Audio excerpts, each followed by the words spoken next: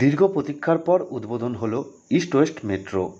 হাসি ফুটল শহরতলি থেকে শহরে যাওয়ার যাত্রীদের মুখে। বিশেষ করে প্রতিদিন যাদের বাস, অটো, ট্রেন ঠেঙিয়ে সেক্টর 5-এ অফিস করতে যেতে হতো, তারা বোঝেন সেই যন্ত্রণা।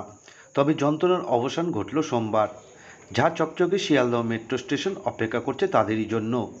সোমবার থেকে চালু হলো শিয়ালদহ সেক্টর 5-এর মেট্রো।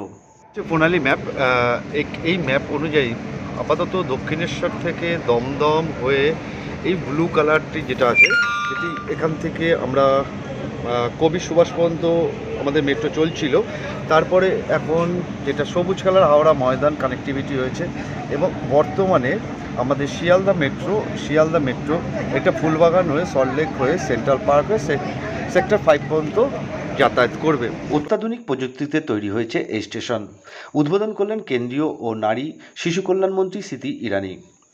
যাত্রী পরিষেবা আগামী বৃহস্পতিবার থেকে শুরু হবে। শিয়ালদহ মেট্রো স্টেশনে থাকছে 27টি টিকিট কাউন্টার। প্ল্যাটফর্মের দুদিকেই থাকবে যাত্রী ওঠানামার ব্যবস্থা। আসুন দেখে নিই উদ্বোধনের কিছু মুহূর্ত এবং প্রযুক্তিগতভাবে কতটা উন্নত এই Sealdah metro station.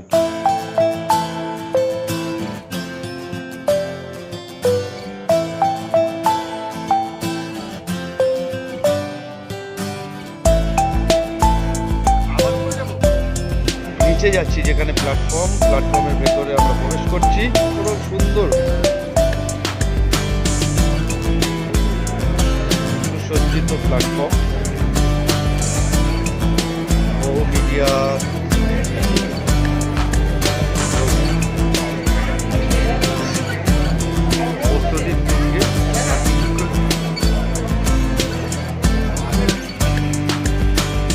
Total 24টি gate এখানে তৈরি করা আছে।